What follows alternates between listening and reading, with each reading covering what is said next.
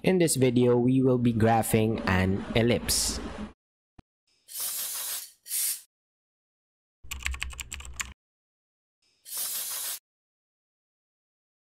So in this example, we are asked to graph x squared over 25 plus y squared over 16 equals 1.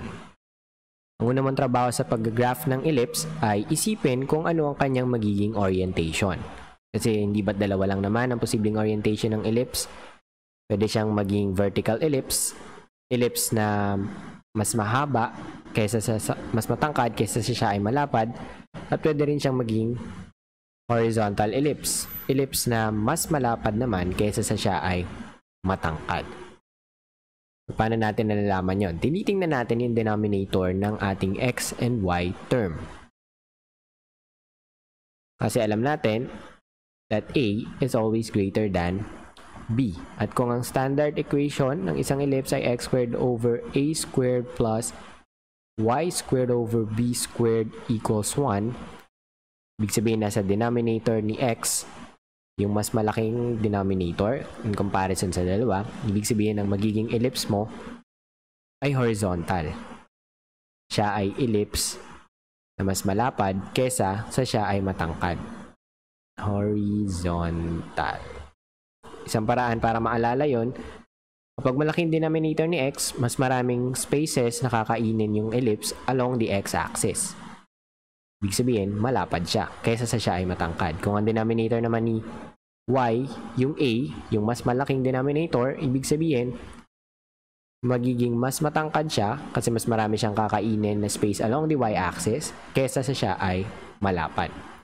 So, alam na natin yung orientation ng ellipse na to since ang denominator ni x yung malaki, nandito si a, ibig sabihin, alam natin na siya ay magiging isang horizontal ellipse. So, the next thing to do is to identify the values of a, b, and c. Si a, b, and c yung makakatulong sa atin kung saan o gaano kalayo ang ating magiging vertices, co-vertices, at ating magiging foci. So, si a, yun yung distance mula sa center papunta sa isang vertex. Si b naman yun yung distance mula sa center papunta sa iyong co-vertex. At si c, yun yung distance mula sa center papunta sa iyong isang focus. So kabilaan, foci, kabilaan, co-vertices, kabilaan, vertices. Kasi ito yung distance from center to the vertex. Let's start with a. Alam na natin that a is always larger than b. Ibig sabihin sa dalawang denominator na to, ito si a. Kasi mas malaki sa 25 kaysa kay 16. So to solve for the value of a, ang actually dapat natin gawin is to extract the root of this guy. Kasi di ba siya ay a squared? Ibig sabihin, merong minultiply sa sarili kaya naging 25. So para malaman mo anong number yon, extract mo yung root. At alam natin na ang number para maging 25, pag multiply sa sarili, magiging 25, dapat siya ay positive or minus 5. Pero, since we're talking about distances, tandaan si A, B, and C ay distances, hindi mo na i-consider yung negative counterpart. Kahit yung positive counterpart na lang. So, lagay mo na lang dyan, A is 5. Ibig sabihin yung distance mula sa center papunta sa iyong vertex is 5 units. B naman, yung denominator na mas maliit. So, in this example's case, B is under y squared. Just is 16. At since ang denominator ni y squared ay b squared, kailangan mo pang i-extract yung root to get b. Ano yung number na pag minultiply sa sarili magiging 16? Alam natin na yun ay plus and minus 4. Pero again, since walang negative na distance, hindi mo na i-consider yung negative counterpart, so you can just simply write 4. Ibig sabihin, from the center papunta sa iyong co-vertex, isang co-vertex will be 4 units. Si C naman is the distance from your center papunta sa isang focus. Paano siya mahahanap? Merong formula na ginagamit at kailangan itong tandaan kasi ganito yung palaging paraan para mahanap si C. Hindi siya present sa ating equation in standard form, pero mapapakinabangan mo yung values ni A and B. Paano? Kasi to solve for C, you simply need to extract the difference of A squared and b squared. So kung ano naman yung a squared mo, subtract mo si b squared, tapos extract mo yung root. That's how you solve for c. So sa example natin, makita natin na yung a squared natin is 25. Hindi 5, kasi tandaan, in-extract mo na yung root, kaya siya naging 5. A squared mo is 25, and subtract natin yung b squared mo, which is in this example's case, 16. Simplify natin. So 25 minus 16. This is 1. This is 15. So meron kang 9 dyan. And then this will become 0. Ibig sabihin, ang square root ng 9, yun ang iyong magiging value ng c, which is in this example's case, plus or minus 3. Kaya lang, again, since this is the distance from your center papunta sa isang focus at walang negative na distance, there is no need to consider the negative counterpart. Lalagay mo lang is negative 3. I mean positive 3.